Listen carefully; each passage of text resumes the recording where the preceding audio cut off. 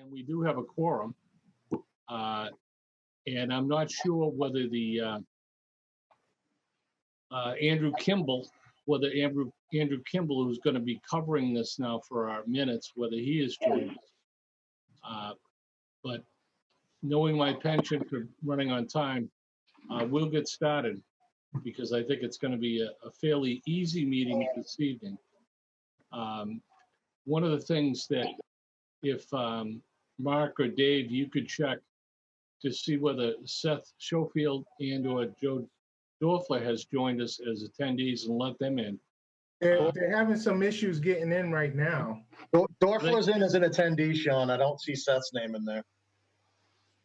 Andrew, thank you for letting us know you're in taking minutes. Appreciate the help. So with that, we'll get started. Since we have a quorum and others will be added, and we'll try to get Andrew a good list of who attends as members. Dave Johnson has now joined us. Joe Dorfler. We'll change you over, Joe, to a panelist in a moment. First agenda item is the minutes from last meeting in February, of all things. We do not have those minutes yet, but I'll make sure that whoever succeeds me as the chair gets the minutes, and we'll distribute them next month as soon as we get them. There is a tape. Joe, you look very professional, so we can tell somebody's still in the office. Thanks. Sue Whitaker has also joined us. So there's no minutes to review, but there is, of course, PACTV. You can always go back for your viewing pleasure and watch it again if you would like. The first piece is going to be Seth and Joe will give us an update in a discussion on the recently signed agreement between the Commonwealth and Holtec. Is Seth with us, Joe, or is he going to join us? Yeah, I know he's planning on joining, so maybe give it another minute or so. Oh, yeah, we can give him a few minutes. He just came in as an attendee, Sean, so I think if we flip him over. I also see Rosemary Smith there, which I don't think they know. That's probably Paul Smith. Yeah, they have the list, so they Okay. should know that that's Paul. Patrick, in another life, you should perhaps be an air traffic controller. Senator Wolf can consult with you on this if you'd like. Good evening, Paul. You can turn off your mute button. David, nice to see you. Sorry, I had to struggle a bit getting on there, but so what you missed, Seth, was me apologizing for the meeting minutes. Those are locked up at my office. And as you know, a person I work with took meeting minutes, and unfortunately he took them all in handwriting. And I was in the process of getting them converted to something I could send out to folks, and we got sent away for COVID. So that's on me, but there are minutes and we'll get them out.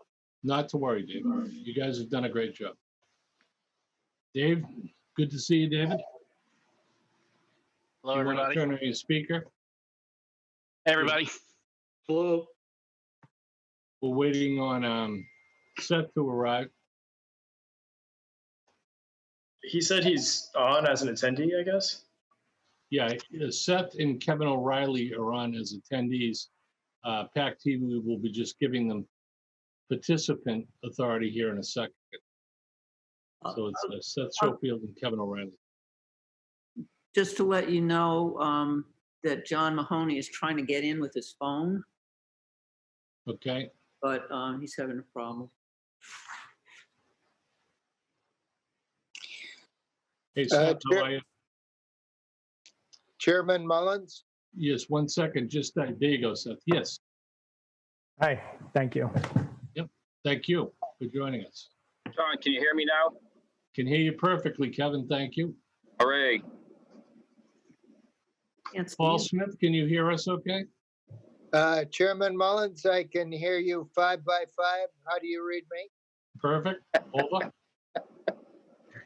All right. Well, Seth, you and Joe can take it from here, and you both look very professional, by the way, and I appreciate that courtesy you've given us to stay dressed up for the meeting. Of course, you're very welcome. Are we set to go here? You're set to go. Okay, great. Well, my name is Seth Schofield. I'm a senior appellate counsel in the Energy and Environment Bureau at the Massachusetts Attorney General's Office. And with me is my colleague, Joe Dorfler, who's an assistant attorney general in the Energy and Environment Bureau as well. And today, we want to first thank you for giving us some time today to talk about the work that we've been up to over the last couple of years, and in particular, an opportunity to summarize some of the details of the settlement agreement that we entered into last week with Holtec regarding the decommissioning site restoration of the Pilgrim Nuclear Power Station. So, Sean, can I just ask one question? I think we have about 15 minutes, and then there are going to be some questions afterwards. Is that? Yeah, and we're a little ahead of schedule, Seth, so if you need to take a few more minutes, that'll work out fine. Okay, great. Thank you. And also, just to clarify one point, Joe and I are both going to stay on through the entirety of the meeting. We understand that there's a question and answer session at the end, and to the extent we can be helpful there, we will stay on and do our best to help answer any questions as well. Very much appreciated. Thank you. You're welcome.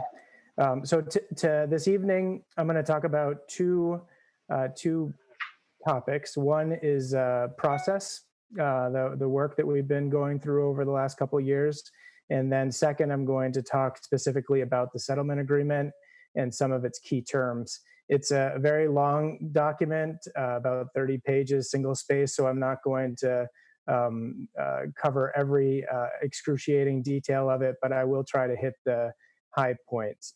So first, in terms of process, I wanted to give people watching this evening a little bit of insight into the work that we've been doing over the last 2 years. Our office, the Massachusetts Attorney General's Office, began working on this matter back in 2018. And that work included coordinating closely with the interagency work group, that is the various state agencies that have an interest in the transfer of Pilgrim's license and the cleanup of the plant. And we've been working very closely with them from the beginning up until last week, and we expect to continue working closely with them as the process moves forward. On behalf of the Commonwealth and its agencies, back in February of 2019, we filed a petition to intervene in the license transfer proceeding and requested an adjudicatory hearing on the issues raised by the petition. In late 2019 and early 2020, we filed 2 petitions in the U.S. Court of Appeals for the District of Columbia Circuit, seeking judicial review of the NRC's approval of the license transfer application and exemption to use Pilgrim's trust fund for non-decommissioning purposes. Also, on behalf of the Commonwealth and its agencies, in early 2019, we began negotiations with Holtec and Entergy, then still the owner, in regard to a global settlement agreement. The negotiations initially progressed very slowly during the course of 2019, but accelerated substantially in early 2020. Beginning later in March 2020, we began having weekly and sometimes bi-weekly meetings with Holtec. And in late May, we began to meet daily until the agreement was finalized last week. A lot of hard work went into that, both on behalf of the Commonwealth and particularly its agencies. The members of the interagency working group were very deeply involved in the process. One thing I did want to note as well is, while we don't represent the interests of the municipalities directly, at various points during this process, the Commonwealth, both through the AG's office, through EEA, that's the Executive Office of Energy and Environmental Affairs, and Nema, had discussions with interested municipalities. In sum, before I turn to the details of the agreement itself, the agreement in our view, is a very good deal for the Commonwealth of Massachusetts and its residents. It secures much more than we could have achieved even if we had won all of our cases before the NRC and the DC Circuit, and establishes a clear framework for decommissioning and restoring the site that addresses the key priorities and should protect public health and the environment and protect Massachusetts taxpayers in the event of prevent a funding shortfall as the work plays out. So in terms of the settlement agreement itself, it includes a preamble and 8 sections. The first section is pretty straightforward definitions. Second section is financial assurance requirements. The third section is site restoration, environmental requirements, reporting. The fourth section is payments, radiation monitoring, ISFISI, and waste transportation. The fifth section is withdrawal petitions and other legal challenges. The sixth section is a variety of miscellaneous legalese in terms. The seventh section is notices. The eighth section is the authority of the signatory. So I will not go through each one of those sections today. Some of it is just legalese. But this evening, I'd like to focus specifically on the 4 main substantive sections. And those are Section 2 regarding financial assurance requirements, Section 3 regarding site restoration environmental requirements, Section 4 payments and the ISFISI, and Section 5 the withdrawal of petitions and other legal challenges. I'll start with the first, which is the financial assurance. And I think from our perspective, this is the keystone of the agreement. It's broken into 2 phases. Phase 1, which takes place from now until the date of partial site release. And the date of partial site release is the date on which the NRC approves partial license termination of the federally issued license. Phase 1 requires Holtec to maintain a minimum balance of $193 million to ensure that there will be enough money available to decommission and restore the site. In the event that future estimates indicate that the balance will drop below 193 million, then Holtec has to make up the shortfall either with in the first place with DOE recoveries.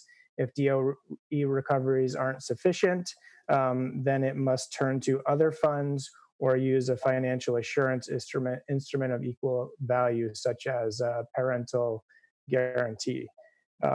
Phase 2 is the period from the date of partial site release, which again is the date that the NRC partially terminates the federal license, until license termination.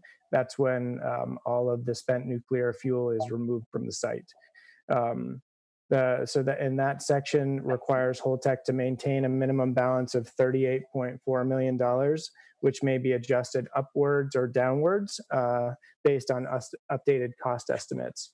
I want to talk just for a minute about that number because there was it does have a rationale. That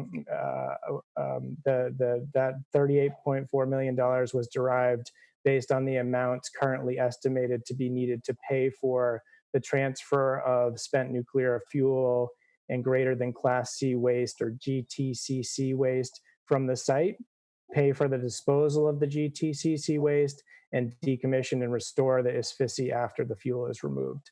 I'll give you 2 examples also of ways that are currently built into the agreement that minimum balance could be adjusted upwards. There are 2 separate financial assurance provisions that relate to compliance with the state radiological standard and also with the state non-radiological standards. So in either case, if either DP as to non-radiological waste or DPH in regards to radiological waste determines that there's a need after the date of partial site release to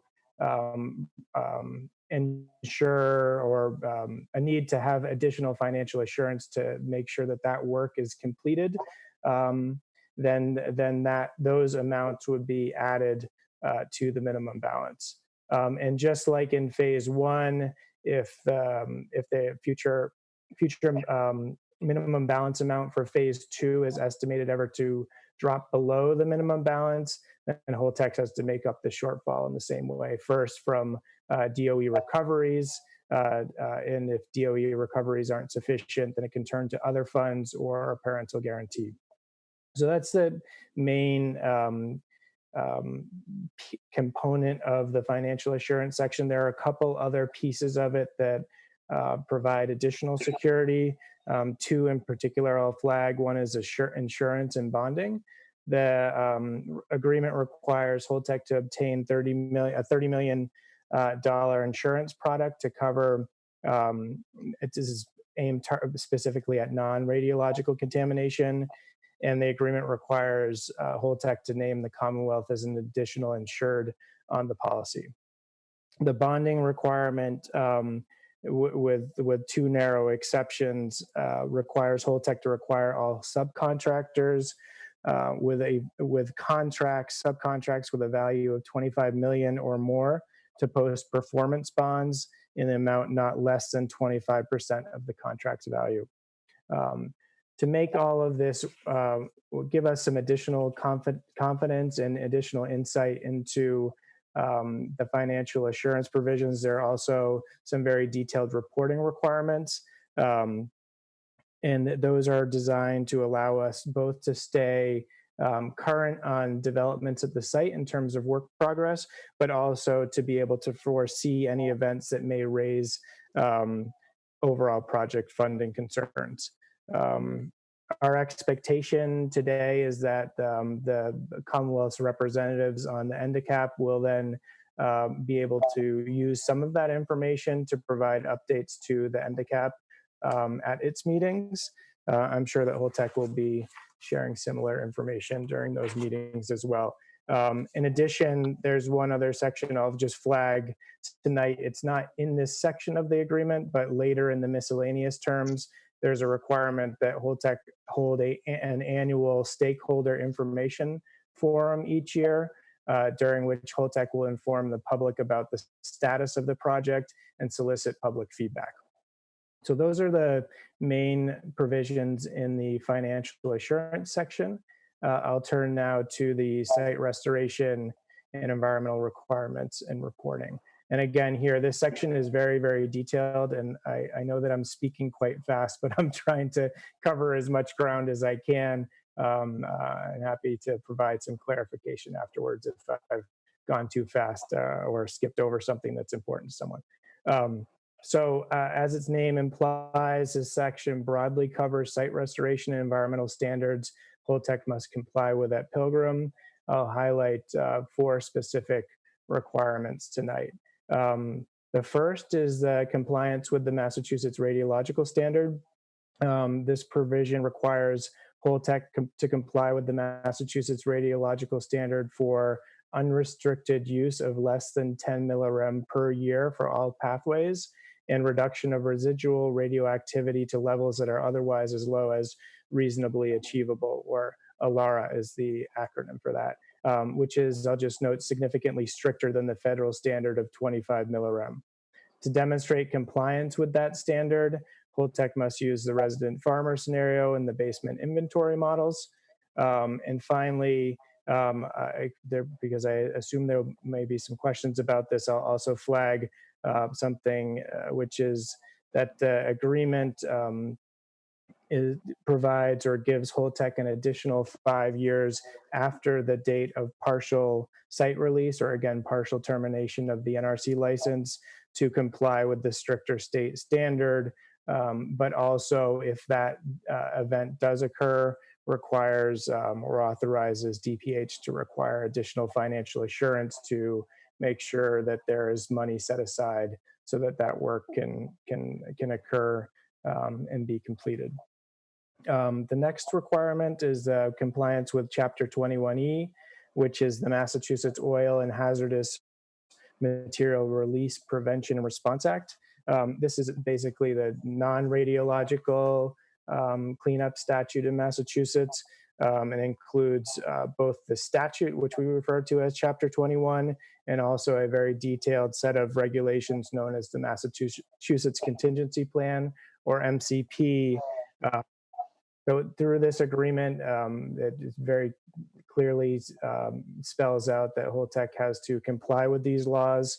And in particular, it requires, unless it is shown to be infeasible for one or more reasons set forth in the regulations, Holtec to clean up the site so that it can submit what is known as a permanent solution with no conditions, which is the terminology in the Chapter 21E program that generally refers to an unrestricted future use cleanup. The agreement also includes specific requirements for the removal of above and below ground structures at the site, prohibits the use of rubblized radioactive waste materials as fill, and allows for the reuse of some soil as fill under carefully circumscribed conditions. And then I'll just highlight one other piece of this, which is the piece that kicks this off under the agreement. The agreement requires that within 120 days of the effective date, which was last week on June 16th, Holtec must submit to DEP and DPH for their approval a plan for conducting an initial environmental site assessment. And basically what that is, the agreement itself lays out a number of requirements that must be included in that plan, but the design or the purpose of that is to ensure that Holtec does a comprehensive assessment and characterization of all of the contamination at the site, including and things that aren't contaminated, like the structures. And the expectation is that through that, we will have a much better sense of what is at the site, and that it will lead to what's known as a reportable release under the 21E program, which will trigger the application of the state's very detailed cleanup requirements. I'm going to turn next to Section 4 of the agreement, which is the payments, radiation monitoring, asphyxia, and waste transportation. This section, again, is very broad and covers multiple different subtopics, but a few of them I'll highlight here today. First is specific funding requirements for DPH and MEMA. The agreement includes specific payments to DPH and MEMA so that both agencies can continue to perform their important oversight responsibilities to ensure continued protection of public health and safety. Those include, in particular for DPH, funding so that they can continue to perform the air monitoring and the food supply monitoring that they have historically done for a period of time going forward. The funding amounts then step down over time based on site activities and potential public health and safety risks posed by those activities. And the agreement also includes language to reconcile those payments with any future legislation that requires similar payments. Emergency preparedness. This section is also quite detailed. I'll just highlight a couple of items here. But in a nutshell, the agreement also provides for the continuation of important emergency preparedness requirements that were eliminated when the NRC granted Holtec an exemption from federal emergency planning requirements. Those requirements include Holtec's participation in state emergency preparedness exercises until all spent nuclear fuel is moved from the spent nuclear fuel pool to the asphyxia. It also requires Holtec to meet quarterly with MEMA to review and discuss the Holtec's on-site security plan and the state's off-site response plan. It also requires Holtec to provide public information on emergency preparedness on Pilgrim's external website. Third, the agreement includes some requirements related to the asphyxia. Under this part of the agreement, Holtec must provide to the Commonwealth and the town of Plymouth plans and photorealistic renderings from the Rocky Hill viewpoint, looking up towards where the asphyxia is now being constructed. The plans must depict a proposed enhanced vegetation planting scheme to better or completely obscure the view of the asphyxia from Rocky Hill Road, and a scheme to dress up the large concrete vehicle barrier wall that will be constructed between Rocky Hill Road and the asphyxia. Based on the review by both the Commonwealth and the town of Plymouth, we will jointly indicate to Holtec which of the proposed plans we prefer. there's also for an opportunity for both to provide feedback on those plans and suggest modifications. I will note here, as I know that this is a topic that's been of interest to the NDCAP and is of interest to the public at large, that we did specifically explore other options, including the option of constructing a berm along Rocky Hill Road to provide some additional both aesthetic barrier, but also potentially some additional security barrier to the ISFISI. But unfortunately, we had to exclude those options because they were infeasible due to existing site constraints. Finally, I'll talk just briefly, mention briefly that there are specific requirements related to cybersecurity. The agreement requires Holtec to certify to Massachusetts that it has implemented a cybersecurity plan at Pilgrim that addresses 9 specific criteria, and which we believe represent best business and industry practices.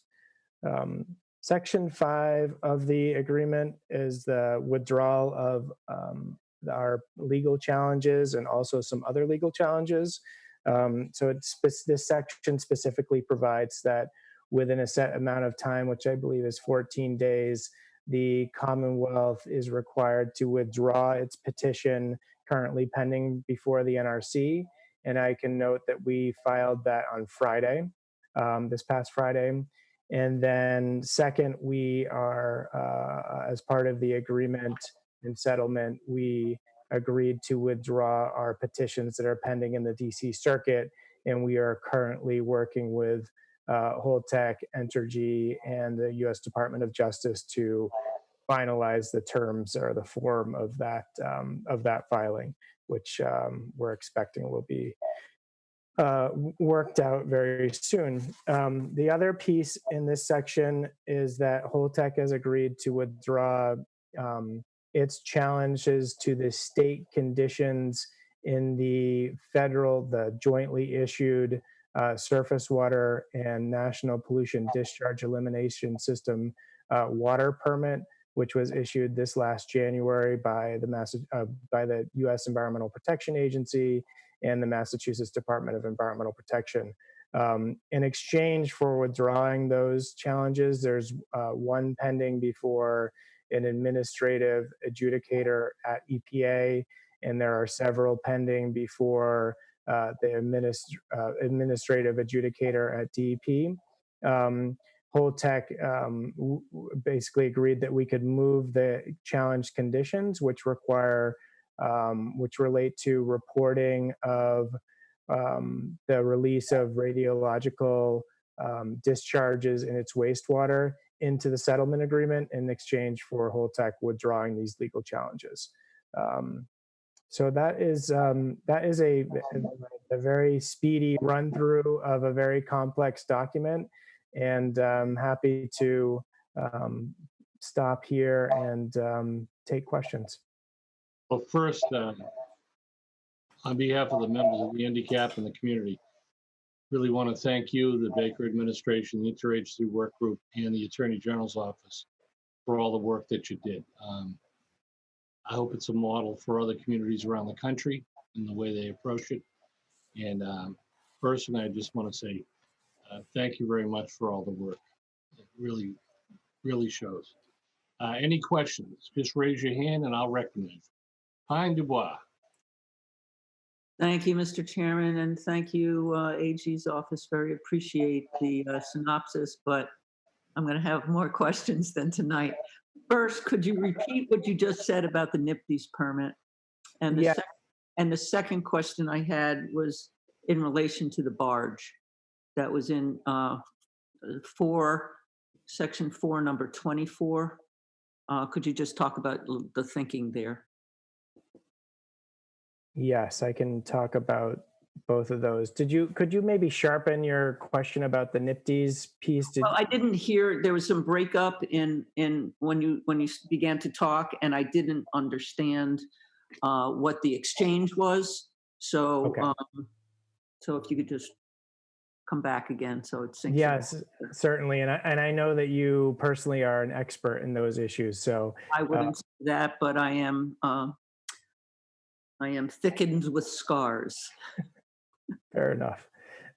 We all have some scars.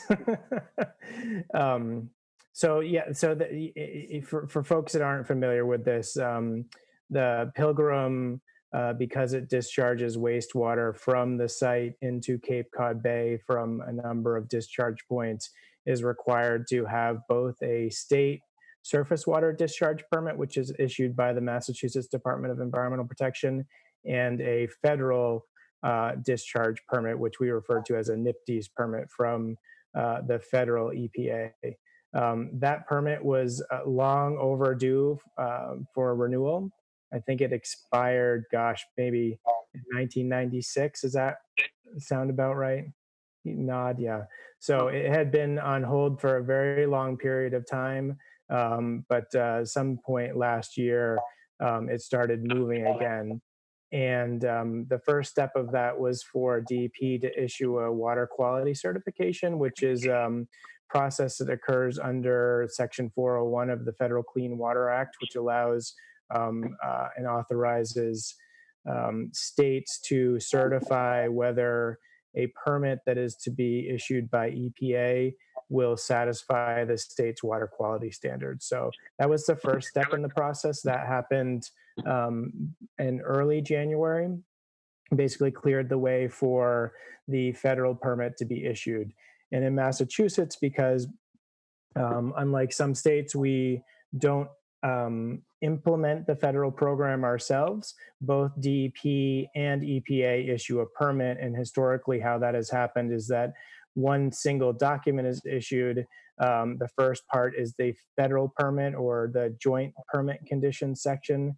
And then if the Massachusetts, in this case, wants to add any additional state-specific conditions, there is a section at the end of the permit that includes those.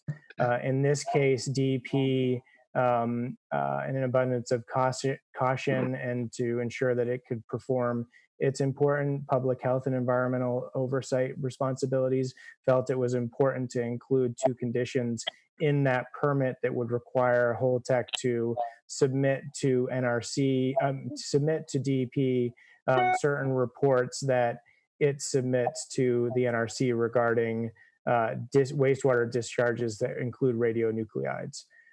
So those conditions and some other conditions were challenged both at DEP and before the Environmental Appeals Board at EPA.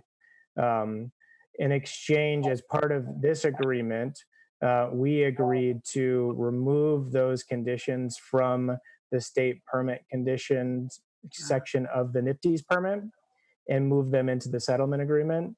And Holtec, in exchange, agreed to drop its challenges to those portions of the federal permit. Gotcha. EPA did just give the state total authority, by the way, as of last week. Total authority? No more joint permits. Yes, I don't know if it, well, anyway. Maybe we can talk about that separately, but I'm not sure that's the perception by all, but in any event, yeah. So you had a question about the barge as well. Yeah. Yeah, so there's a section in the agreement, I think you said it's paragraph 24. I should probably remember them all by number at this point. It's 424, yeah. Yeah, so the thinking here was that, there's going to be a lot of waste, non-radiological waste or waste with low levels of radioactivity that has to be shipped from the site. And I think there was a concern, and maybe Pat will talk to this a little bit later, but I think there was just a concern about the amount of impact that might have on local roads and the community in terms of truck traffic, safety issues from increased truck traffic. So we wanted Holtec to consider whether it might be possible to move some of that waste material by barge from the site to a rail spur to limit the amount of traffic through local communities. So the agreement right now is set up so that Holtec, it doesn't require them to pursue that. I think to be fair, it could be a fairly complicated process to advance that type of shipping mode, but we at least wanted to have Holtec take a close look at it to see if it was feasible. Thank you very much. That's the kind of answer I was looking for, just in terms of whose motivation and the rail spur part is important too. Thank you. You're Any welcome. other questions from members of the panel? Yes.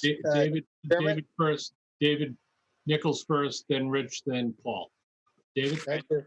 Thank you, Mr. Chairman. Seth, thank you, and I appreciate all the hard work on the part of the Commonwealth. This might be a more basic question, but I remember when we were talking about Holtec CDI being created, there was a lot of concern that it was this limited liability corporation that didn't have any assets other than the plant. And so if they were to run out of money or to get into a bankruptcy situation or some sort of litigation, there really wasn't going to be an opportunity to get to the parent company where kind of all the resources and assets that might be available to remedy some of these situations exist. When you talk about Holtec in the agreement, does it just the limited liability company, or do you have the ability to reach into the parent company for this agreement to assure that the funds are there and the assets are there to meet these obligations? So let me try to answer that in three ways. First, let me just say that what you're noting here was a very significant concern on behalf of the Commonwealth and the agencies, and that's why we spent a lot of time trying to develop a financial assurance structure that we felt would give us the adequate comfort that we hopefully will never run into that situation. And so the way that the financial assurance system or framework is structured is that it ties directly into DOE recoveries. We know from looking at past cases that Holtec will be able to recover a significant amount of the money it spends on managing the spent nuclear fuel on site from the U.S. Department of Energy. I think our analysis, and Joe can jump in and correct me if I'm wrong, but it's someplace close to upwards of about 95% of the total incurred cost. So we feel confident that either through litigation or a settlement agreement between Holtec and DOE, that substantial amounts of money will be coming back to Holtec from the Department of Energy. So we view that as a very kind of reliable source of funding in the event of there becomes a financial issue, especially during the first period during partial site release. Holtec will be incurring millions and millions of dollars worth of spent nuclear fuel management costs, which most of which will be recovered from DOE. So between those recoveries, we felt like the target limit of 193 million, which leaves about, that's 193 million is a lot of contingency, even for a big project like this. So if they hit that amount, there will be sufficient funds coming back in from DOE to replenish it. We then did establish a hierarchy so that there are a couple other mechanisms in the event that by itself isn't sufficient. One of those is a parental guarantee, which could be the Holtec parent company. But to answer that your other question that was embedded here, the agreement is just between the LLCs, Holtec Pilgrim LLC, and then Holtec Decommissioning International LLC. Okay. All right. Thank you. Richard? You're welcome. Beth and Joe, congratulations on arriving at a settlement agreement with Holtec. And I just wanted to also, we'd be remiss if we didn't thank Dave Johnson for his past 2 years of effort representing the IWG as well as an NDCAP member for its monthly reporting of IWG and AGO activities to the extent that he was allowed to say what he could say, given the ongoing litigation. So, Dave, you look very relaxed tonight. And a question for Seth or Joe. I noticed that a licensed site professional is to be selected per the settlement agreement to monitor the activities of any site environmental cleanup, I assume both radiological or non-radiological. And late April, early May, Patrick informed the NDCAP of the contractor that Holtec had retained to do the site environmental assessment. Can you give a quick qualitative summary of what the LSP role and responsibility will be in terms of monitoring the work of BHI at this time, in terms of scope of work, if they find something, then what, or anything else that, between A and Z? Certainly. So the licensed site professional is, or LSP, is the name or the term for the person under Massachusetts law that's licensed by a board in Massachusetts to have the qualifications to manage and oversee the cleanup of a contaminated property. They, just like any other type of licensed person, they have specific ethical obligations that they must comply with. So they're obviously, they work for and are paid for by Holtec, but they are licensed by the Commonwealth of Massachusetts to serve as the Commonwealth's essentially the first line of kind of eyes and ears on the ground, at least first line of them during the cleanup process, and they are required throughout the process to certify to certain events occurring. And then DP and DPH in this instance, because there's also obviously radiological contamination at that site, will be closely monitoring that work. I don't know if Dave Johnston, if he might want to add anything more to that, but did that answer your question? Mostly, I'm a little rusty on the 21E. It's been 25 years, but correct me if I'm wrong, Dave, but the 21E, is that focused more on non-radiological hazmat?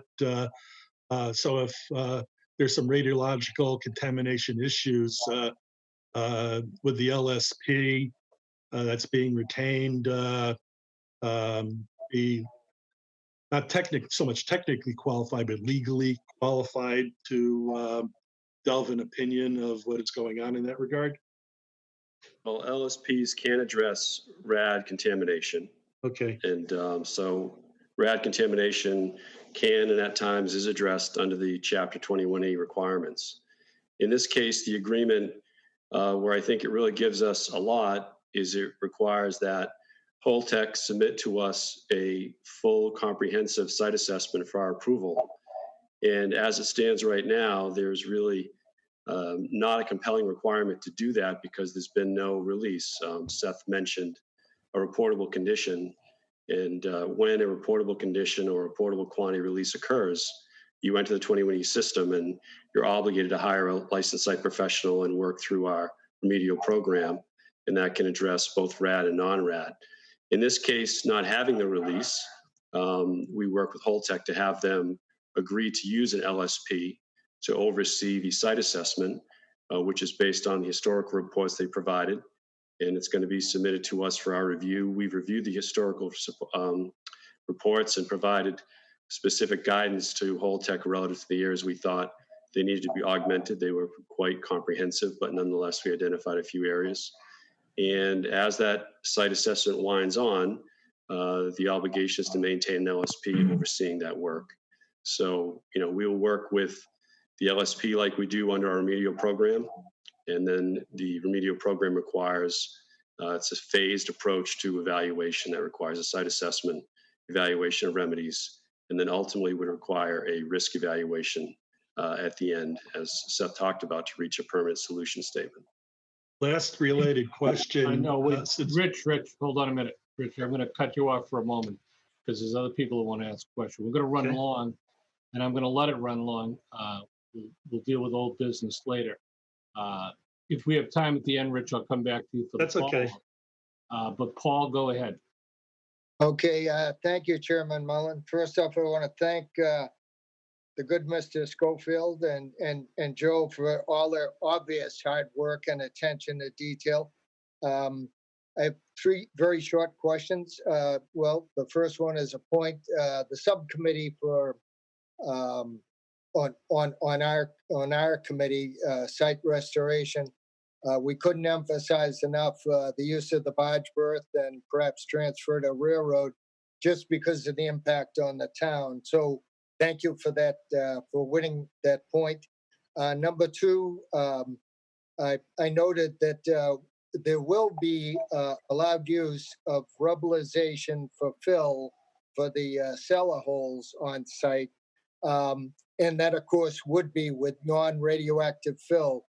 But is there any impetus, encouragement to the licensee to clean up site material and to use it for rubberization as opposed to bringing in rubberization from off-site? That's a question for Seth. Yeah, so thank you for that question. And just going back to the last question really quickly before I forget, I wanted to mention about the LSP, that the LSP that Holtec has hired, I believe, is the same firm that worked, or the same individuals at least, that worked on the cleanup at Yankee Row. So they're familiar with both the radiological and non-radiological side of the cleanup. Going to this question of rubberization, so the agreement has some very detailed requirements regarding site structures, both above and below ground structures. And it does specifically prohibit the use of rubberized material that contains radioactive waste. So it doesn't prohibit as at least the way my memory is, what my memory is telling me right now, the reuse of uncontaminated, essentially rubberized concrete that is clean, quote. So Understood, sir. That's what I was looking for, that we would encourage them to decontaminate and use existing rather than importing from other sites and other sources rubberization fill.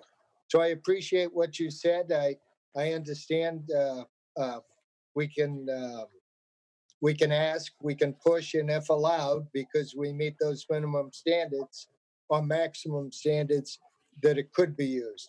So my last point for Mr. Schofield was, so this settlement is with the Attorney General, and we're most thankful for a good Attorney General. But does it settle all of the interveners in the transfer of the license? Is everybody else agreed to this? You don't represent everyone, but are there more holdups to come? So there were two petitions that were filed. One was filed by the Attorney General's office on behalf of the Commonwealth of Massachusetts and its agencies. This agreement resolves that petition. There was a second petition that was filed by Pilgrim Watch. That petition remains pending, and at least as far as I am aware today, Pilgrim Watch has not made a decision yet as to how it intends to proceed. Very good, sir. Thank you again for all your efforts. I'm quite satisfied with the responses. Thank you again. Thank you, Paul. You're very Any welcome. other questions from the panel? Raise your hand if you'd like a question. Senator Wolf. Got to turn on your mic, Senator. Senator, turn on your mic. You'll have to start again. I swore I would never be one of those guys. Yeah. And there you go. Seth, I want to thank you. Your engagement, the Attorney General's engagement, way before NDCAP even was founded, has just been awesome. And we are really fortunate in the Commonwealth to have had your engagement and involvement going way back a number of years. I want to thank you, and I want to thank you for the settlement. There are very few states where we could have reached this kind of agreement and where you would be as involved as you were on behalf of the Attorney General. And I also want to thank by extension all the folks on the interagency working groups, because this really was a collaborative effort and really recognize that. Two questions. One is, how did you arrive at the $30 million mark as far as non-radioactive insurance, and why do we think that's sufficient?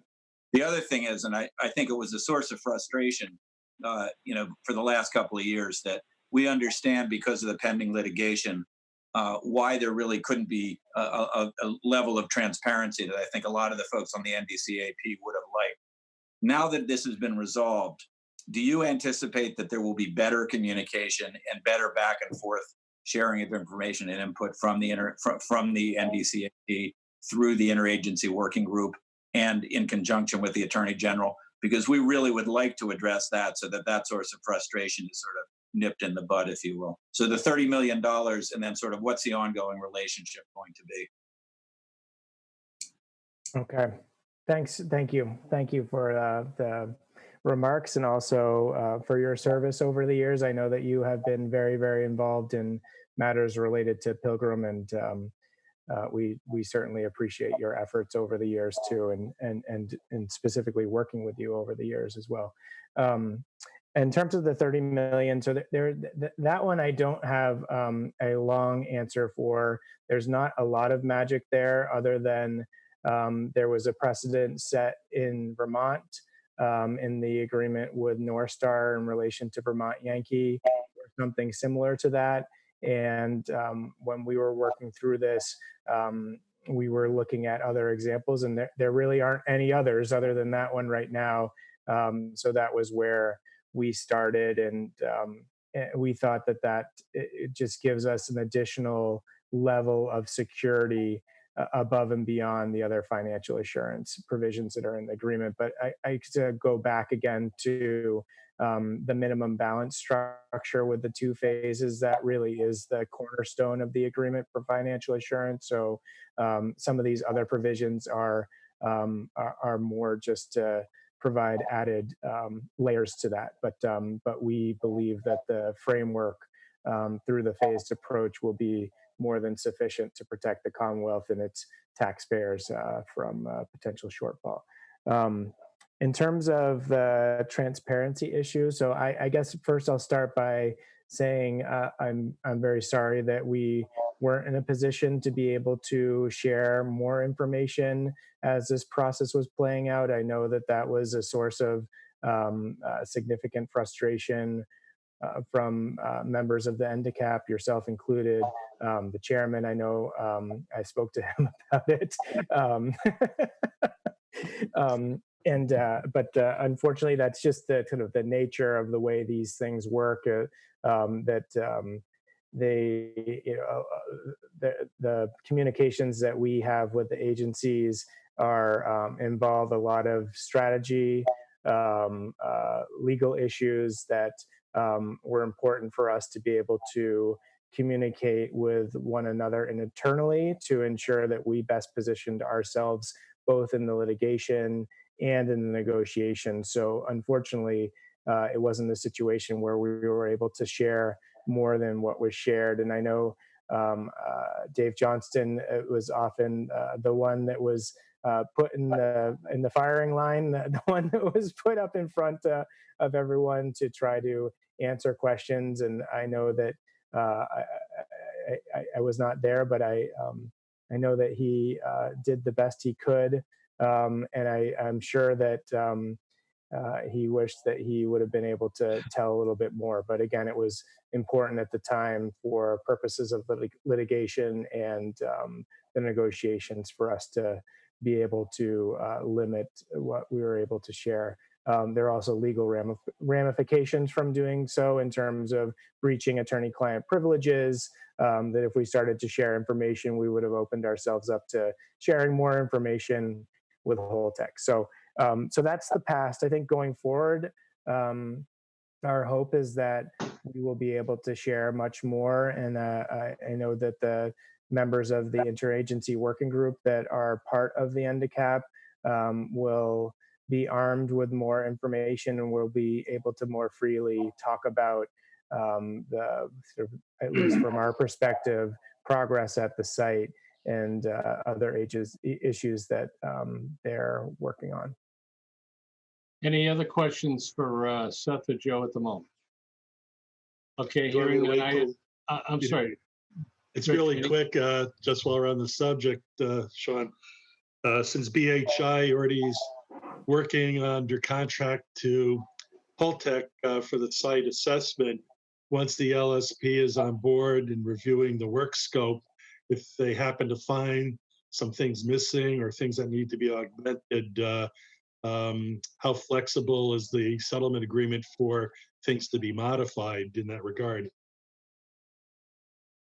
So that's a good question. Thank you for that. I think the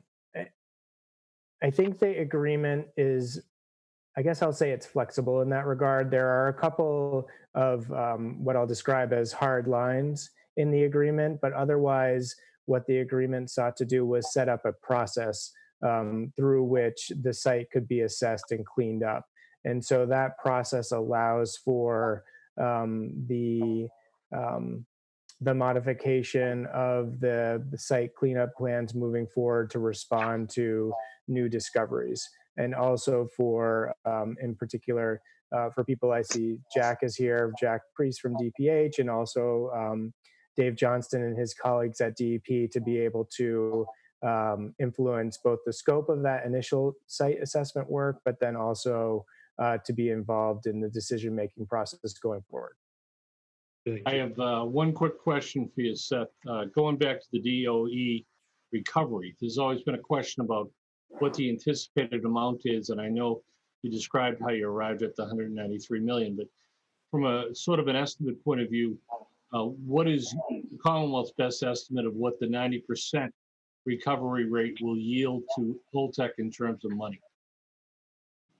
In terms of money, so the way that due to the NRC's decision to grant Holtec an exemption to use the decommissioning trust fund for non-decommissioning purposes, which include the payment of its spent nuclear fuel costs, our expectation is that they will withdraw the money from the trust fund down to those minimum balance amounts. They will then seek recovery from the U.S. Department of Energy, either through litigation or through a settlement. I'm not sure that they've decided which path to pursue. Different federal licensees have chosen different paths. They're both open to them. But that they then would recover someplace, I think our analysis is someplace around 95% or more of that money from the U.S. Department of Energy through those cases, and that money, to the extent it is not needed to replenish the fund because they've triggered the minimum balance amounts, that money would go to Holtec. Yeah, and what is the amount? The amount, oh gosh. The total amount, I'm not sure I remember right now. It's a lot of money. It's a lot I of can money. say that. It's a lot of Because money. it is not just the transfer of what was in the decommissioning fund, it's the ultimate recovery of 90 to 95% of the exempted funds now. And as we do our calculations here for things like the 1,500 acres and other local issues, it's be very helpful to understand what your estimate was as you negotiated the 193. So what are we really talking about in terms of money? Mm-hmm. Yeah, well, I don't have the the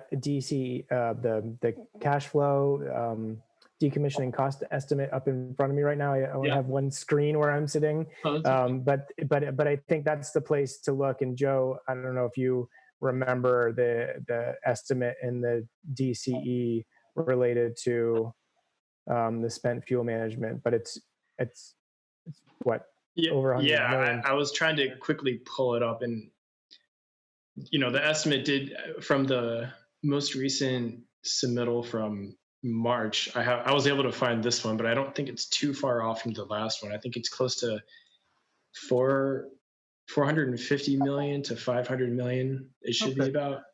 That's it. That's all I needed, guys. Again, I can't thank you enough personally. And we did have some very spirited exchanges, Seth. I can't thank you enough. for all the work you've done in the Attorney General's office, in the Baker administration, and the interagency work group. We'll get to more of that later.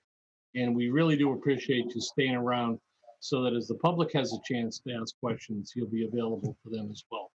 So thank you very much. I'm going to move on to the agenda. Pat, are you ready to roll? Yeah, let me just share my screen and make sure that everyone can see it. And I will thank Seth and Joe for taking the first half of my presentation pretty much right out of the way, so I can save some time, I think. Everyone, hold on a second. Here we go. Can everyone see that? Yes. Take that as a yes. All right. Yep. So there we go. So first half of mine was on settlement. I think Seth and Joe covered quite a bit. We really appreciated being able to work with them. I think it's a good agreement for both sides. And these are just some of the highlights that we had. Really, the hard work. I think where I'm just going to jump to real quick, just because I don't want to rehash everything they said. Couple of comments from our senior leaders about our commitment when we came here to work with the community and work with the Commonwealth, and I think we've accomplished that goal. But I think as the chairman was alluding to, I think some of the questions really after this agreement came out is what's in it for the community. So I had a good conversation with the chairman of the board when this settlement did come out to talk to him, and I did go back and take the time to kind of run through the 16 asks of Holtec by the community. And just wanted to put it on paper at least to kind of look at, and I still we'll be meeting with the Board of Selectmen and a group I think that the chairman's putting together shortly to kind of meet again monthly now that we have a little bit more ease to meet and talk freely. But just some of the highlights. Obviously, the town had asked for the 10 millirem standard. That's in the settlement. They had asked for the asphyxia screening at Rocky Hill Road. That's in the settlement. And I did send over to Seth and Joe today the initial renderings from the trees and the stone wall facing that I think they'll share with the community, and then we can get together on that. So that's in progress.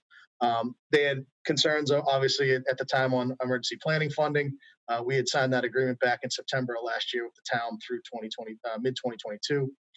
A lot of questions that the town had was on the financial assurances, and I think as Seth laid out there very well, there's a lot of financial assurance in this agreement with minimum fund balances regarding spent fuel and the cleanup for both RAD and non-RAD. There's the commitments on physical security that are obviously upheld by NRC requirements, but also the cybersecurity piece that is in this settlement.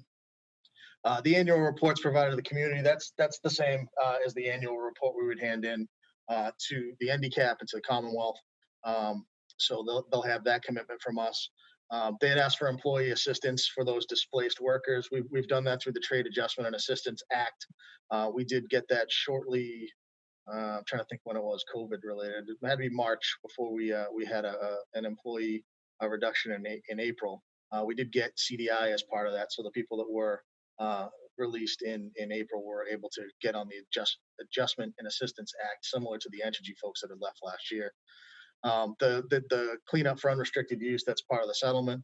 And obviously the funding for DPH that the town had asked for through partial site release, and that is in the settle. I think the key things that are still out there, and when it comes to all my interactions with the town, and try not to laugh, Sean, is the key is the land. We understand, and I've had good conversations with the community. Understanding that it's not something that I think we're in a position to just hand over, but it's in something of a position that we want to work with the community. I know there's a number of needs, and I think the last meeting we did have with Ken and some of the members of the town leadership team. I think our higher level leaders, Kelly Trice, who's the head of CDI, Pam Cowan, who's the head of HDI, I think they got the understanding of why it's important to the town and how the town sees this really as, a key block of land that if it's done, whatever the end use is, if it's done right, it can really be an asset to the community.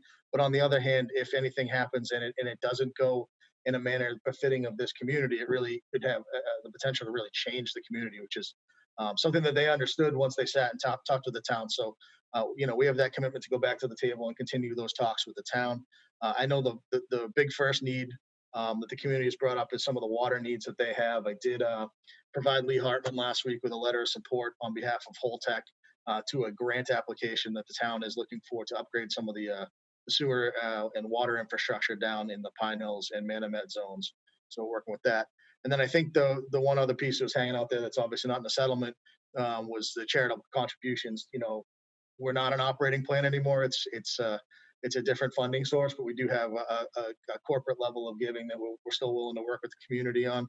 I do believe, I think the only thing we've said no to the town on out of those 16 was the boat ramp. It just doesn't exist anymore after 9/11. So I just wanted to kind of give an update at a high level as to where we are. You know, I think with the town's needs, you know, and when I did speak to Ken, I did give that commitment. We'll sit down and talk as soon as he gets the group that he wants together, which I think he mentioned he'll be talking about a couple different things at tomorrow night's selectmen's meeting, more of a local piece of it, and then more of a federal level where I think it's them discussing more long-term removal of fuel from Plymouth is something that they're looking at. So hope that provides some background. I didn't want people to think that, you know, where this was a settlement between the Commonwealth and Holtec based on some litigation, that, you know, the community was not at the forefront of our thought. Well, thank you, Pat. Did I hear you mention that the pilot agreement is going to revert back to fiscal year 2018 amounts for the next 10 years? Is that what I heard? No, I don't think you heard me say that. Maybe I appreciate the effort. Maybe it's just this Yeah, virtual no, meeting. that's actually the next thing we have to sit down with the town on too. We had plans to meet prior to March 31st and get the pilot kicked off. And when COVID kind of happened, I did talk to the town manager, and we just kind of asked to table it, or they asked to table it until a time that we can meet. So I think the time's right. As things start to reopen, we can get back together with the town. Excellent. Thank you, Pat. Yeah, no problem. If there's any questions, I want to get it back on schedule. I can give the members 5 minutes. Does any member of the panel have a question for Pat? Just want those slides, please. Yeah, I'll provide the slides. Give us a copy. Yeah. Yeah, because I have some additional slides just on where the project is. But if we need to save time, it's up to you guys. I can skip them. It's probably about 4 slides. Yeah, just get them to me, Pat, and I'll distribute them. That'll be my last All right. official act. I will. I'll stop sharing my screen. It should go back to you guys. I'm going to dispense with old business for tonight unless there is a member that has a particular topic they want to cover so that we can get it back on schedule. Seeing and hearing none, we'll go on to new business. Primary topic tonight, of course, is to elect the chair and the vice chair for next year, but I'm going to take the chair's privilege for a moment and just start at the beginning with a few thank yous. It's been a very interesting and intense 3 years for all of us that have participated. But the first one I want to thank is with us, which is Senator Wolf and former Senator DiMacedo, who are not with us. None of this would have happened. None of this effort would have been undertaken unless the efforts and the vision of those two guys came to fruition. I can't thank them enough for everything that they did to put it together.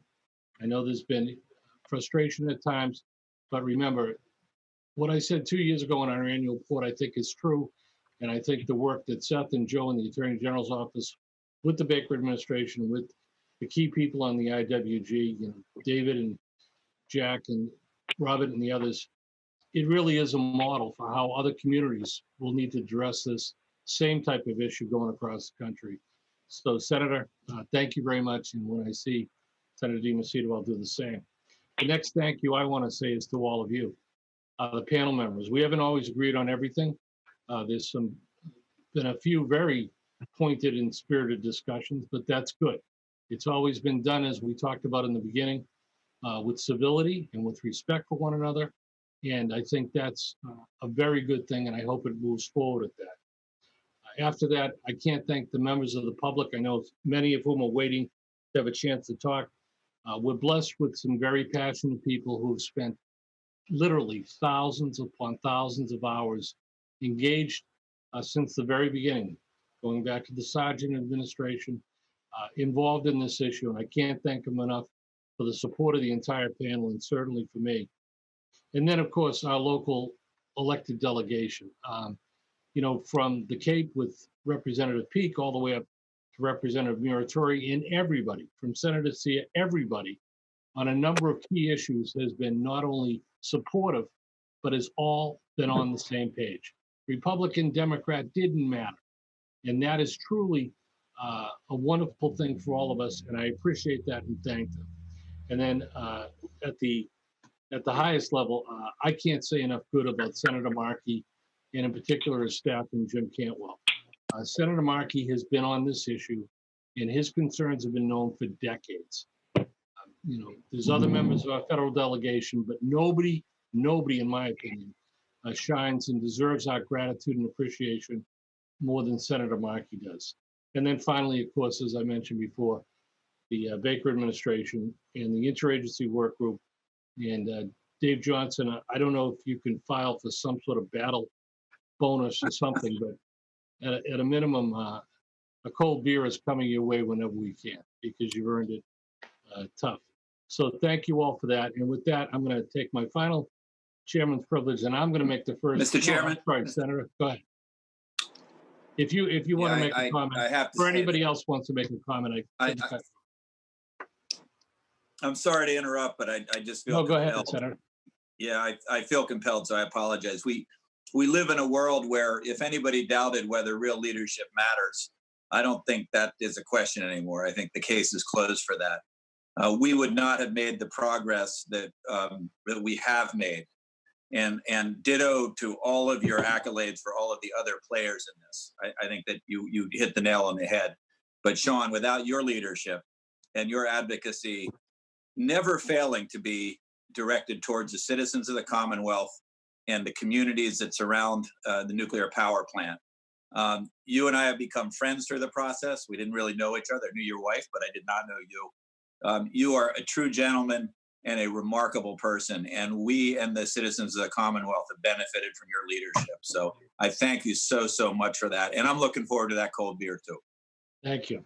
Could I add something? Of course, you can, Kevin. I won't go over the whole list, but as vice chairman, I did want to thank you for all of your leadership, and I echo all of Sean's comments directed to the panel, to the citizens, to all of the state government employees that have to trek down to Plymouth and all kinds of traffic and all kinds of weather. We appreciate it. As you know, with my new business venture, I don't have the time, so I'll be stepping down as vice chair as well.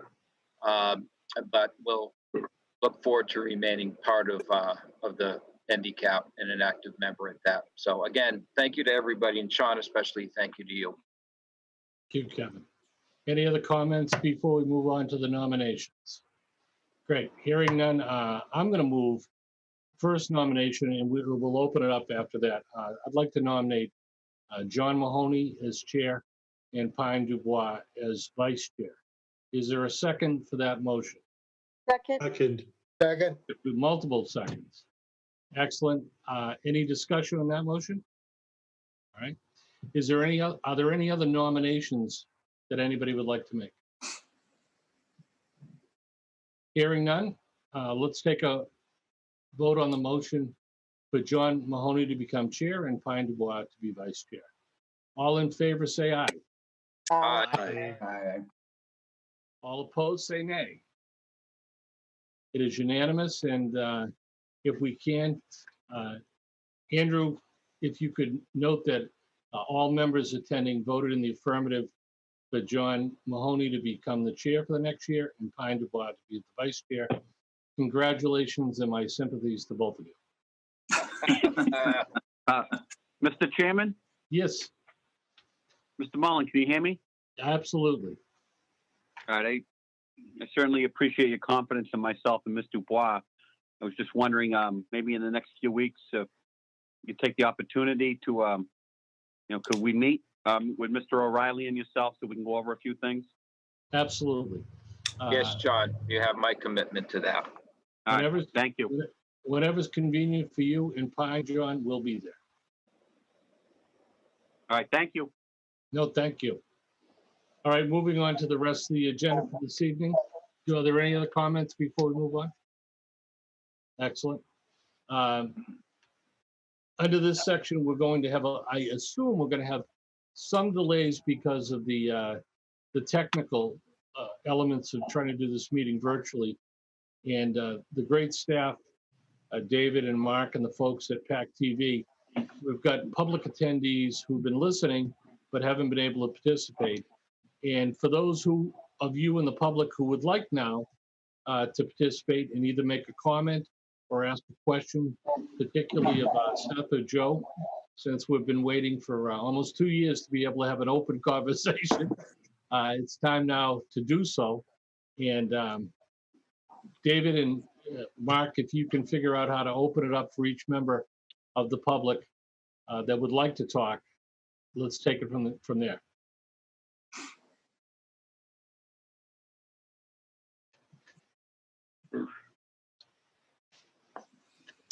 Jim Lampert has his hands raised, 2 other participants. So let's start with Jim Lampert.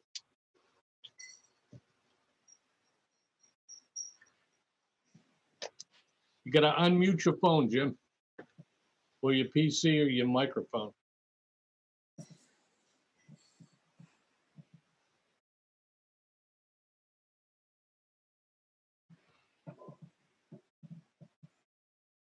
Am I unmuted now? You are. We can hear you, Jim. Good. Given time, I'm not going to repeat the thanks to Sean, particularly for all he's done over the past 3 years, and to Seth and Joe for all they've done over God knows how many years, and it must seem a lot more than 3 to get to this agreement. I do have a number of questions, and frankly, they're really directed to Holtec. So Patrick, it's your turn. Okay. And I guess my initial question is, can we assume that you've got the authority to speak for Holtec International and its related entities? Yes. Okay. Then I guess my basic question, and I'm going to 2 or 3 here on financial responsibility. Is Holtec International, as you understand it under the agreement, or any Holtec entity other than Holtec Pilgrim and HDI have any responsibility for Pilgrim decommissioning? Financial responsibility? I don't know if I can answer that without talking to my lawyers. I'm not an expert in what the settlement comes down and says. Okay, I guess I will just say, basically, as we all have talked about before, the only 2 parties to this agreement on the Holtec side are HDI and Holtec Pilgrim. That I can say is correct. Do either of those have any authority to require Holtec International to provide a parental guarantee? Again, I would leave it to what's in the agreement, and I'd have to ask the lawyers. And I think it's probably fair to say that it's rare, if ever, that a second or third tier subsidiary has the authority or ability to require a parent to do anything. Do you know whether there is anything in the agreement that requires Holtec International or any Holtec entity other than HDI or Holtec Pilgrim to put any money into the DTF? Again, as I said, that the only signatory is Pilgrim LLC, Holtec Pilgrim LLC, and HDI. And what assets do HDI or Pilgrim, Holtec Pilgrim have other than the DTF? The land, I believe. Is there any other asset of significance? I would have to double check, but I don't believe so. Do you, in Holtec International's view, does any Holtec entity other than HDI or HP ever have to put any money into the DTF? I think based on the assurances, as Seth said, it would come from DOE reimbursement, which would come through, I think it's going to end up being Holtec or HDI suing. So it would come from one of those entities. Okay, so let's turn to the DOE reimbursement. Who's going to apply for that? I'd have to check with the lawyers. I'd assume as the licensee, the licensed holder of the fuel, I think it would be HDI, but I'd have to double check that. Are you in a position to guarantee that any DOE recovery will go to either HDI or Holtec Pilgrim as opposed to some other Holtec-related entity? No, not. Again, I'd have to check with the lawyers. I don't know which way the DOE, like I said, I think Seth had said there's a couple options to us on how we would recover funds from DOE, whether it's a settlement or it's a lawsuit. We haven't gone down that path yet. But no matter how it is recovered, my understanding from the agreement is that the requirement to use DOE refund money for the purpose of decommissioning is limited to money that is actually recovered by one of the two licensees. And if the money is recovered by anybody else, there's no such requirement. Do you have any reason to believe that's wrong? I believe, and I'm hesitant to say I understand it. Let's get at Jim, but what I can say is, and Seth, please jump in if I'm wrong. The way I understand the agreement is, if we were to go under the funding balances, the two numbers that we have committed to, in seeing this project through, and there were monies that needed to be recovered from DOE, those would go back in to make up the shortfall. But that, as I read the agreement, is only if that money is actually recovered by one of the two LLC licensees that's a party to the agreement.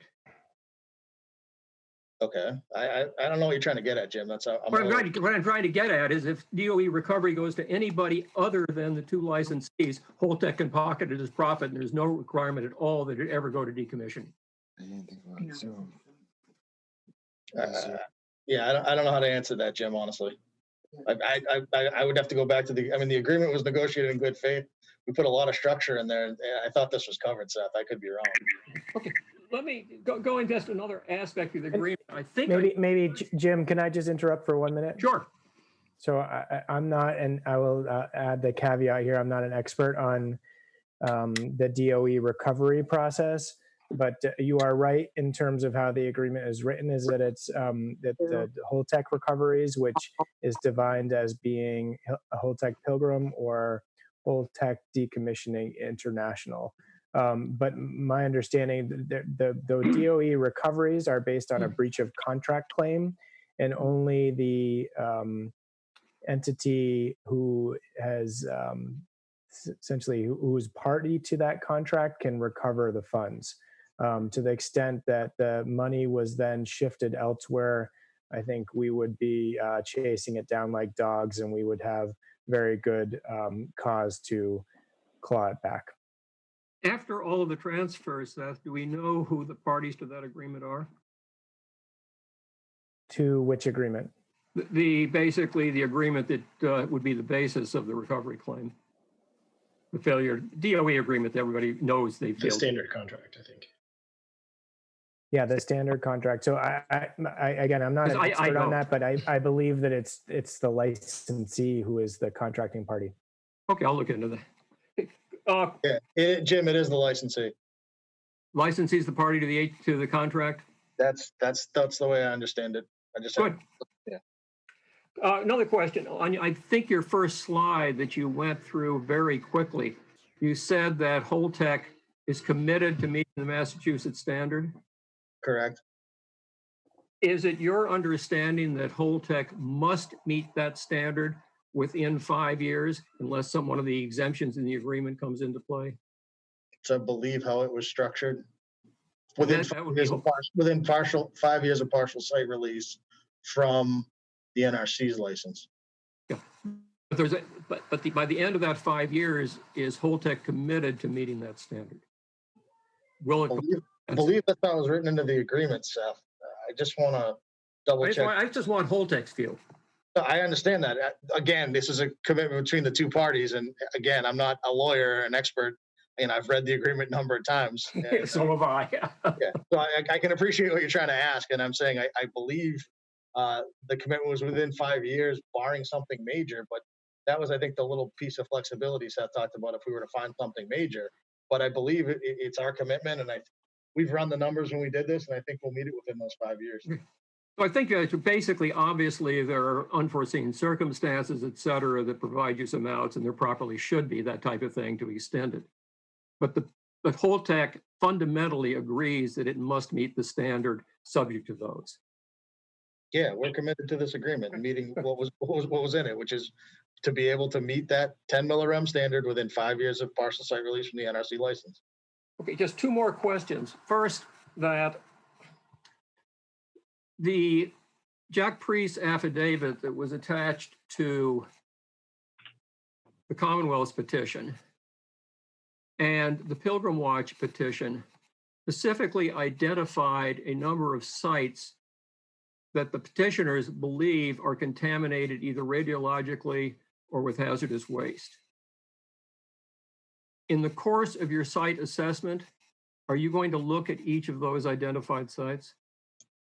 I don't have that in front of me, Jim, but I know what you and Mary had passed along to me about potential sites. I had passed along to RP, but I believe that's kind of what the LSPs brought in for in the conversations between the LSP and the state to make sure we have everything encompassed.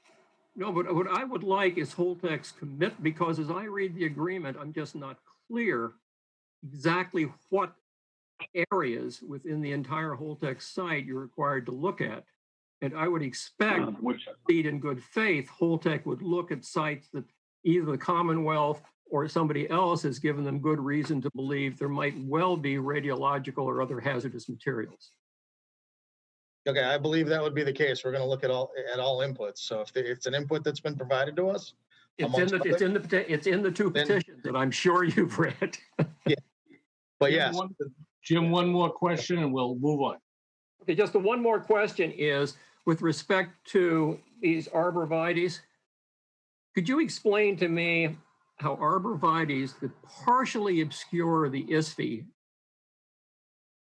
prevent a line of sight attack? So again, we haven't decided on and finalized any of the plantings. That's still a piece that we will negotiate between the town and the state. So I wouldn't say that it's going to be arborvitaes. It's going to be more of a natural mix is what we've at least initially discussed. There's a number of things security related that I'm not going to get into about line of sight. So I'm just not going to go there, Chip. No, but obviously my concern is that people can easily see through bushes. I understand what you're saying. I'm just saying we were going for screening of the asphyxie, but obviously security is at the forefront, and we're not going to do anything that will affect the security. But the options we've looked at and have provided to the state for them to then speak with the town, provide that visual screening from the road, and do not compromise security.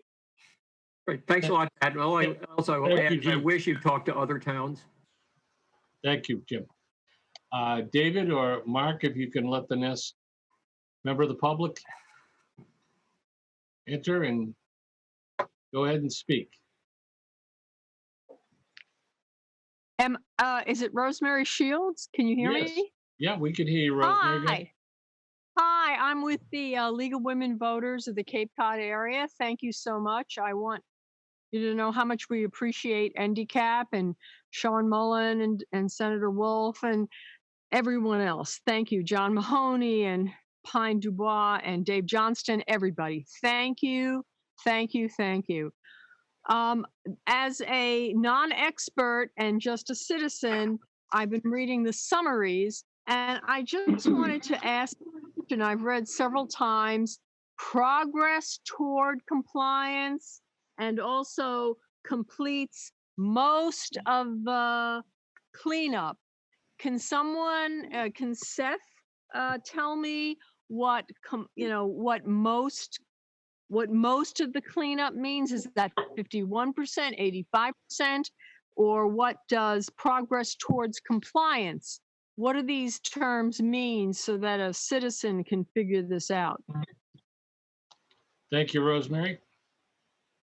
Certainly, thank you for the question. I am familiar with the progress towards compliance language. I am not recalling immediately the most language that you're referring to, but so I'll speak to the first one, and then if you, when I'm finished, can maybe point me to that other language, I will try to respond to that as well. But for people who are following along in the agreement, this is in paragraph 10D1, and the paragraph reads, at the time of partial site release, under the Pilgrim license, Holtec shall, 1, meet applicable NRC standards, and 2, demonstrate compliance or progress towards compliance with the state unrestricted use standard. So the reason why that progress toward compliance language is in the agreement is to reflect the fact that the agreement does give Holtec 5 additional years after the date of partial site release to comply with the state standard. So that is the reason that agreement is in there. It's purely a timing recognition cue. In terms of your other question, I guess if you could direct me to where you are seeing the other part of your question. I saw that just in a summary. So no, what you've just said, thank you very much. That helps. I'll try to understand that and get back to you. But thank you so much, because we are concerned about language that seems to be a big loophole, and we just want to make sure that it's tight. Thank you, Rosemary. We appreciate all the effort and all the patience with us and the commitment you've made. Thank you. Next question for Henrietta. Yes. Welcome back. Thank you, Sean. We will miss you very much. I want to thank everybody, and I don't want to take a lot of time doing it because everybody else has done so, but we are tremendously grateful to all the parties in this agreement, and relieved, I must say, because it brings us to the point where I wish we had been 3 years ago or 2 years ago, or certainly last year when Holtec took over. I wish it hadn't taken all this time to get to this point, because I feel that we have a lot more to go before we feel, as the community, truly safe and secure as far as possible. Isn't fully possible as long as we have this nuclear waste in our community, but there are some concerns that others have already voiced. Rosemary anticipated the questions I was going to ask, but I have others. I'm very concerned about this issue of screening. Jim brought it up, the arborvitae or whatever is decided upon as a screen. It sounds like a lovely cosmetic thing. It can't be mistaken for security. This is not security. And I'm concerned because Seth explained that the question of the possibility of berm or a hard cover, a building, was visited and then unfortunately rejected or abandoned because the site did not allow it. But I don't think we can drop it there, because trees do not do it. Trees would in no way protect us from bad actors, whether on foot or using a drone or what have you. It's just not sufficient. And I don't know that you can say anything about this right now, but I want you to know that I'm with the League of Women Voters here in Plymouth and various other communities as well. We simply do not feel in any way reassured by the use of soft landscaping. That just is not security. So that's one thing. I'm also concerned about the emergency planning arrangements, and I'd like to know specifically what would be the scenario. Suppose there was a release of radiation. Let's say a dry cask became cracked and there was a release of radiation, a significant release. What would happen? How would we in the community learn of this in a timely fashion? Will the siren be re-engaged? I'm not sure who to ask about this, but sirens were the most sort of instant alert, and they were disabled in March or April. So I suppose I should ask both Patrick and David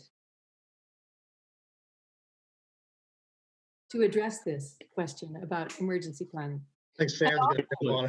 Henrietta, thank you. Patrick, do you want to take it first? And I'll just say that there was no, in this agreement, there was no continuation of the sirens. There is some monitoring on the ISFISI through a TLD system, but I'll let Sam speak to Nema and in the emergency management role. This is Jack. I just wanted to add in, Patrick. We also were provided funding for the real-time monitors to continue their mission in the community.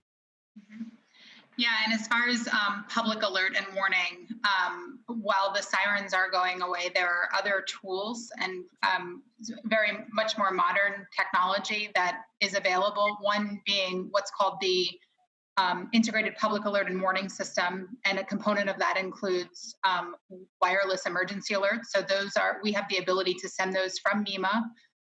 We also do provide local municipalities the option to send those alerts, assuming they maintain a certificate with the Federal Emergency Management Agency and go through training and whatnot. We can send on behalf from the state's warning point, which is at Nema headquarters. We also, the Commonwealth recently has procured an opt-in emergency text alert system called Everbridge. So if you've actually been getting text messages around COVID, it's the same technology that we plan to use for other emergency response purposes. I think I read in the settlement agreement, the on-site meter optical tower, the main tower, was going to be maintained too during the decommissioning. I was happy to see that. okay. Next question. Mark or David? Thank you, Henrietta.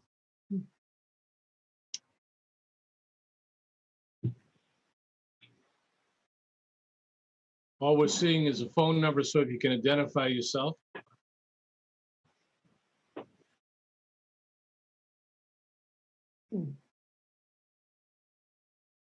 Again, all we're seeing is a phone number, so if you can identify yourself and start asking a question. Sounds like you're driving. Feel like one of those horrible sports talk radio shows where, you know, Ed from Winthrop, are you there? It is Hello. Ed from Winthrop. Hello, who is it? This is Mary Lampert. Actually, I was on my husband's computer, but I guess it didn't, raising the hand didn't work. Well, go ahead, Mary. I'm glad you're with us now. Oh, good. And I actually look better. Yeah. Yeah, I have a couple of questions, and we'll obviously submit a written analysis of this, but obviously appreciate the work of the Attorney General's office, your work, etc. However, as you know, my major interest has been in site cleanup and establishing a radiological cleanup standard less than the federal government's. And to make a radiological cleanup standard meaningful, it all depends on how dose is assessed, and hence you needed also a guarantee that you would have a use of the resident farmer scenario and basement inventory model. So Pat, what's the reasoning behind 10D5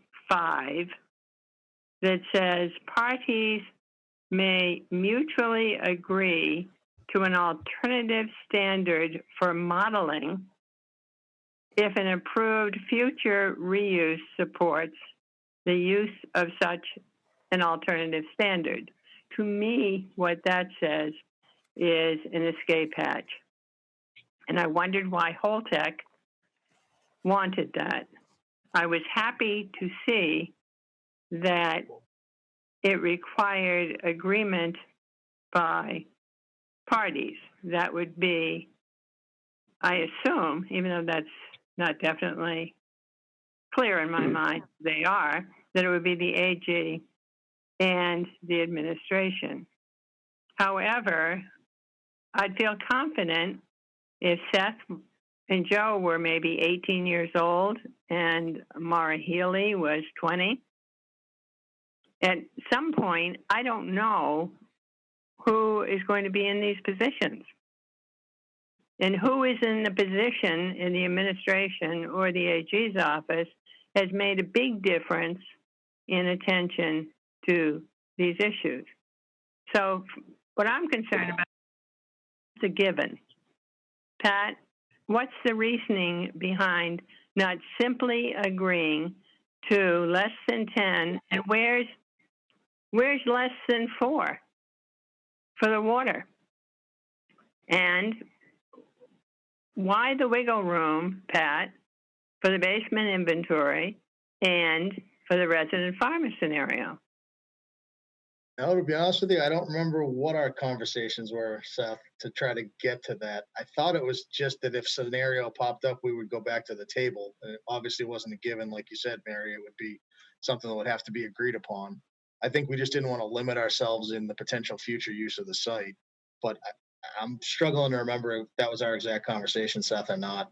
A lot of these sessions blended into each other after a while. So that says to me, if you wanted to give yourself some room for future use of the site, then perhaps you really weren't talking definitely about less than 10, because you could dilute it depending how you exercise the use of fill, et cetera, et cetera, et cetera. No, I believe we're precluded from that, Mary. I think we're precluded from the dilution piece because that was something we specifically talked about on the limited reuse of some of the fill on site, was that we couldn't do things to that extent. Well, you could use that if it was less than 10. That's in another part of the agreement. Yeah, but I don't believe we could use it to spread on another place that was above 10 to try to make it lower. I thought that was the agreement, but So the words of what we had agreed to was on fill. If you took it out of the hole and it was greater than 10, it would go back into the same, it would be removed. If it was less than 10, but above detectable, it would go back into that hole and not used as fill on another hole in the site to dilute the existing soil. So that's not a practice that would be allowed. And so it's not additive. Correct. So the other issue about wiggle room. So that also gives the state an opportunity, if better developed science and models occur during this time, we could take advantage of that. So that's kind of that's a two-way street, and that requires both parties to come together to an agreement. The Department of Public Health, the DEP, Holtec, and the Attorney General's office to approve a change from the basement inventory resident farmer model. Mary, you have time for one more question. Okay, a comment. My other big issue, obviously, was security. And I frankly found less comforting to hear from Pat that the discussions about what type of ivy is going to be poison ivy or something on the rocks, I don't know, is only going to be with the town of Plymouth. Other towns, that's what the state too, Mary. Yeah, in a state too, but there are other towns. My house is 6 miles from the site. A lot of houses in Plymouth are much further away. Our bay opens right up. And so the point being that the state was talked with, as it properly should have, and is a party. But what about the other towns' concerns about security? Duxbury gave a list of 18 or 20 Christmas list to Holtec that did not even have the courtesy to respond to it. Why aren't we being consulted? Why is it all about Plymouth? Thank you, Mary. Appreciate it. And I really do appreciate all that you and Jim have done over the years Anybody want to respond to that? Well, I Gary? can't, I can't speak to the discussions that Holtec might have had with Plymouth or Duxbury, but I can speak to the alternatives that we looked at for adding a visual barrier or a security barrier between Rocky Hill Road and the IFAC. And we looked at measures we could have done along Rocky Hill Road. Our thinking there was in that it was close to where the takeoff point for the optics of the IFAC. You'd have the best opportunity for limiting both the visuals and providing some kind of security. Unfortunately, there just wasn't room along Rocky Hill Road to do much of anything beyond just abrevieties. So we ruled that out.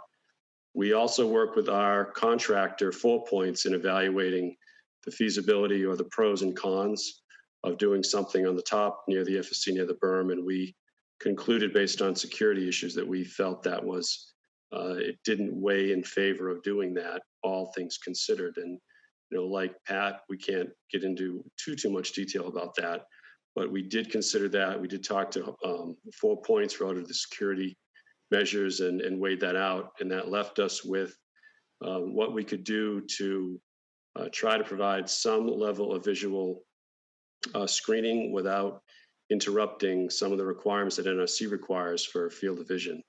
And that's why we landed on trying to add some visual screening for the vehicle barrier. And, recall when we initially started talking primarily about the berm up top, I think the vehicle barrier was not something we had given a lot of thought to being placed there. So that obviously is there for some security. And we worked with the town. And as I mentioned, looked at 3 different alternatives along Rocky Hill up on top. And we landed at some visual screening along the vehicle barrier and try to maybe add some rock facing or other measures that the town, felt would meet with, the historic nature of the town and provide, visual barrier as well as, dress up the area some. So, that was the process. Thank you, Dave. We'll take the next member of the public. If Mark or David, you could load them up. See who comes on. Hi, just introduce yourself and ask your question.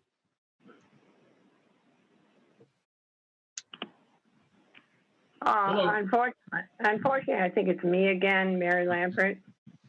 Mary, can we let's give I've got 3 other people lighting up here. Yes, go right ahead. That's why I said who it was. Thanks, Mary. I appreciate it. Bye-bye. Who's next, David?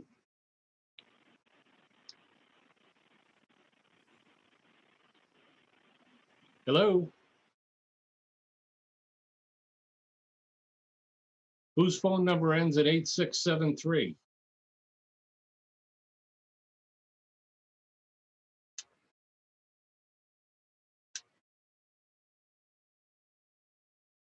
Yeah. All right. Well, Mark and David, if you can load a couple of other people up, we've got about 8 more minutes for public comment and questions.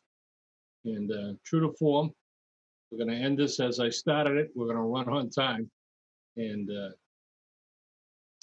if there's anybody else, let's say, that's it. Well, I'm advised that they all get bashful at the last moment, so that's it.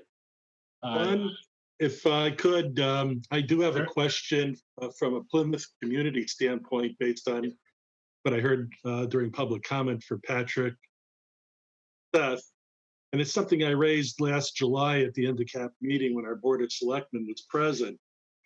And I know our board would like to get to 1,500 acres.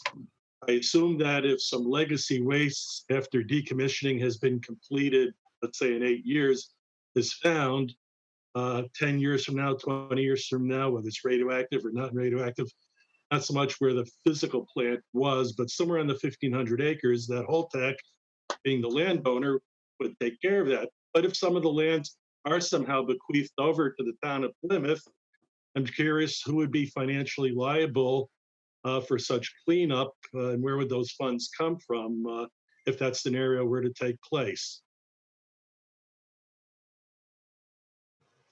An interesting scenario, Rich. I'm not sure I can answer it off the cuff. I believe, before we could release any land, it would have to be surveyed and meet the standards. So I don't know how likely that would be to find something legacy off the, I don't even say the full 1,500, but I'll say the licensed property, which is over 600 acres.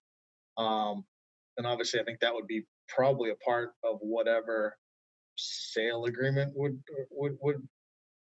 read as. But I don't know. I don't want to speculate too much on something like that. But it's an interesting question that I'd have to go dig a little bit more. I mean, I assume that the between BHI and the LSP to be retained would be doing an adequate job identifying anything on the plant proper.